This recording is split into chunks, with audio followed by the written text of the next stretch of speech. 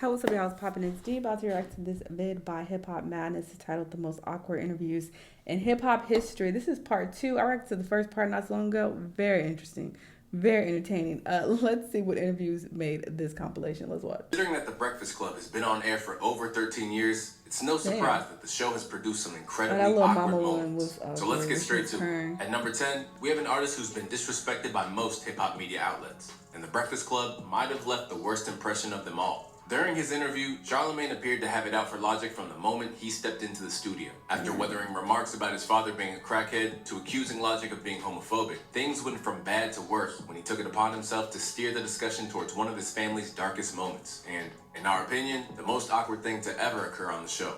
Who the hell? Your sisters? Oh man, I don't want to get into that. It's a little too personal. Years later, and still left with lasting wounds from this tasteless moment, Logic later doubled down about the toll it took on him in the Genius interview. When he basically kind of called me homophobic without even watching an interview, and I was like, I didn't even say that, and then for him to just out his mouth be like, yo, who's your sister? And I actually held on to that for like 6 years, and I was like, this isn't healthy, and I'm talking to my therapist about it, and I put it on record. Where Logic was at the mercy of the hosts, our number 9 entry made it clear that she was calling the shots from the outset. While on a promotional tour for her second album, Nicki Minaj stopped by the show, and they were so eager to please her that they even bought her breakfast, which, in keeping with the tone of the interview, she threw back in Charlamagne's face. Not even the right turkey bacon that I eat. I don't eat this one. I eat the real crispy one. I don't eat that brand. From there, things went from bad to worse, with Nicki calling out the hosts for not doing their research and familiarizing themselves with her new album before the interview. Did you smell my perfume yet, Angela? Yes, I did. But you didn't buy it? Not yet. Okay, you a hater. I love to break records on it, so let's go. Y'all need to start trying to break records and start listening to people's music. Why y'all don't have the songs queued up, though? I want to hear High School. I want to hear Hell Yeah. I want to hear I'm Legit. You don't even know these songs. You guys do not clearly don't support me. I don't understand why I'm coming to radio and y'all don't even have my songs ready. That's the main focus of the kid coming to the radio. Yeah. When the kid comes to the radio, the kid comes to hear her songs on the radio. That's right. Ever since, Nicki hasn't set foot on the show. But while Charlamagne is often the aggravator, there was one particular incident where it was his usually mild-mannered co-host, DJ Envy, that wanted all the smoke. Here at number 8, we have the showdown between DJ Envy and Desus Mero, which saw DJ Envy, who had appeared on a talk show alongside his spouse to discuss his infidelity, take issue with Desus Mero's hot take. This man went on a TV show with 5 women to discuss how he was cheated on his wife. Like, what are you doing? I felt like a letdown. I felt like a failure. I was Rashawn at home, but in the streets I was DJ Envy. So it was 2 different people. I didn't know DJ Envy. You know them DJ Envy checks on. You owe my wife an apology. We owe your wife an apology? What we do? When you insinuated that she was there for the check. That's what you said exactly. Since 15. Before I had $1. She was making more money than me. So to insinuate that she was there for a check is a disrespect to me. Okay, I'm sorry. I didn't take it that way. Cool. I thought we was cool. I thought that. Even though the Bodega Boys seemed eager to make their apologies, it wasn't enough, as before long, Envy stormed out of the studio. Please put the camera on his chair. That is light skin. You hear me? Why is he so tight though? Among the most iconic moments in the show's history, Desus and Mero would later send Envy a gift, which deaded the beef. At number 7, we have Donnell Rawlings. As is often the case when Rawlings shows up, the line between what's real and what's done for comedic effect is usually blurred. Yet, despite this, there was one instance where Donnell clearly thought that the pair found humor in a situation that was anything but funny. And the way this book came about is because my dad passed away about a year ago, and I had a box of what you laughing at? Over the years, there's been plenty of moments where it seems as though a fight could break out at any moment. The thing is, when you have someone as masterful at irritating people as Charlamagne, you get situations such as Free Throw Star's since deleted appearance on The Breakfast Club, where he threatened to attack Charlamagne throughout the entire interview. But where Free Throw lost his temper, Beanie Siegel's approach to handling Charlamagne was way more terrifying, and is the number 6 spot in our countdown. Be quiet, Charlamagne. What's up, Envy, man? Ain't nobody in their right mind gonna stand straight in front of me and square off. You gonna catch an L. I do this. Why you keep harping on that? We answered that. Don't talk out your neck. If you saying you want unity, stop keep doing that, man. You're a no personality, man. You don't come from my world. You wouldn't understand my world. You don't know nothing about it. Stop running your mouth. It's dangerous. You talking about somebody who went to war with police, attempted murders in the height of my career. Your job is to play games. Play with something safe, man. Don't play with me. Period. Although this isn't exactly the worst experience she had on the show, one occasion that saw Angela Yee weathering a storm of abuse came when singer and Love and Hip Hop star K. Michelle confronted her on air. due to Angela engaging in a previous interview with Uncle Murda where he had some unsavory things to say about K. Michelle's You Know What. K spent her appearance on the show absolutely dismantling Yee for what she saw as shady female conduct. You brought that back up. You had already addressed that. You sitting over there giggling and kikiing. I have to go back and see who brought it up. I did say, why did you say that? You brought it up. You sat there and chuckled. You did that. And you don't know what that might have done to me. You brought that up. Not him. Not him. And at the end of the day, I ain't with you for that. So let's move on. She hopped right in and continued on it. So if you don't want nobody to do it to you, don't do it to them.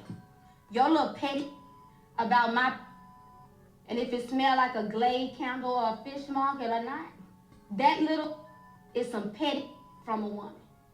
Petty. To Michelle, Angela's decision to feed into Uncle Murda's gossip was a poor show of sisterhood. But over the years, Angela has suggested that it was all orchestrated by K for a love and hip-hop scene, rather than genuine animosity. That said, that's nothing in comparison to number 4 on our list. Back in 2011, Ray J and Fabulous got into a scuffle in Las Vegas. As news of the fight began to surface, Ray, who still seemed amped up from the altercation, phoned the Breakfast Club to explain what really happened. In the process, he gave birth to the hilarious term, booty goons. All I'm saying is, if you got Fab number, tell that to send a picture of his face right now. Did you know that on average, they're interact a step the $1 because you unless you down? Right now. I had 100 fools outside of Moon right now. He never left the club. He was scared up in there. He tried to call the police. So when you hit him, what did he do, Ray? Nothing. He fell back because he's a sucker. That whole team. You can't smack him over the phone, Ray. On the phone, and they go that. A legendary rant that's credited for saving the Breakfast Club from being canceled due to poor ratings. This was a bittersweet moment for Ray J, as this damaged his public persona for over a decade. But if you thought that was bad, we had number 3 in the bizarre moment where Gucci Mane alluded to Angela wanting to sleep with him, and Angela vehemently denying it. Now you smash Angela Yee? Of course not. Why you said of course not? I'm saying, come on, guys. She done tried. Okay. She She's on. That is a lie. No, we was cool. I was not on your stuff. You did text me what hotel you was at. This incident led to him being banned from the Breakfast Club, and in the 2019 solo interview with Charlamagne, he didn't hold back. I rejected you. I don't want you. What you mad about? But don't ever try to act like you didn't do it. You did. She feel like you disrespected her. She disrespected herself. Although Charlamagne later told DJ Vlad that he apologized for allowing Gucci to insult her, Angela wasn't as happy to let bygones be bygones, and clarified that away from the cameras, they were no longer friends. While Charlamagne often feels comfortable enough to offend guests with impunity, one man who proved that he wasn't to be messed with was Birdman. Among the most powerful figures in hip-hop, the mogul made it evident that he wouldn't tolerate disrespect. Or as Birdman put it, disrespect. I want to start this on straight telling all 3 of y'all stop playing with my name. When my name come up, respect it. All 3 of y'all stop playing with my name. I ain't gonna say it no more. Never one to back down, Charlamagne immediately brought the conversation back towards the beef once the mics were live. And after another fiery exchange, Birdman and his goons stormed out. He done cursed us out. Get it off your chest, Birdman. I wanted to see you. I wanted to talk to you, your man, in your face. Absolutely. You understand me? I knew a few places you was at. I could have pulled up, but I don't think that was gangster. I wanted to come look you in your face like a man and tell you how I feel. If it was an issue, you'll feel me. I just come to let y'all know, stop, put some respect on my name. I'm the radio guy. Why put him on the radio guy? I don't have to talk with the radio guy. I hear, man. Are y'all finished or y'all done? I ain't got no more talking. Let's rock. Among the most legendary moments to have ever taken place on the show, the fallout led Young Thug to call out Charlamagne in one of the most sinister ways. Oh. Charlamagne, man, torture you, boy. Oh. You gonna beat them. Considering the prison time looming over Thug's head, he might have meant it. However, what happens when you decide to relentlessly clown your guest for the entirety of the interview? Well, that's exactly what Charlamagne did for our number 1 spot. 5 years removed from her breakout hit Lip Gloss, Charlamagne used Lil Mama's appearance on the show as an opportunity to confront her about her failed music career, as well as her delusional decision to storm Alicia Keys and Jay-Z's performance. But you're an actual musician. You actually have, I guess, some kind of type of talent. Like, you did have a little buzz going at one Definitely point. have talent. But what have you done lately, though? This is a what have you done for me now type of industry. And if your face was the Bible, it would be the Old Testament. You gotta show proof by actions and deeds, not words and lip service. People know you for playing yourself, walking up on stage with Jay-Z and Alicia Keys. Charlamagne, seriously. That's the truth. Shell out, Jurassic Park, Tyrannosaurus Rex, prehistoric face. As he continued to insist that her moment had passed and mocked her appearance, things eventually devolved to the point where Lil Mama was left in tears. I'm not here to say what I'm gonna do. When I was 17 years old, I put out an album while my mother was dying of cancer. That right there alone is a struggle. That's hard. Right. That's tough for anybody. But my music will speak for itself. My actions will speak for itself. My mother will be proud. My father will be proud. And nobody can stop me. Period. I think you got a real story to tell, and I think you should tell it, and stop focusing on the gimmicks, and stop letting people But I'm not make you out focused to on be the a gimmicks. caricature. But you're the person that's promoting that. You're supposed to be a person that's from my community, a hip-hop community that's supposed to support the youth.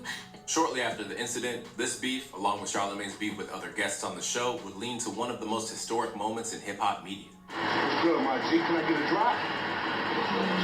Drop, man. I need a drop, son. Come on. Let's get a drop.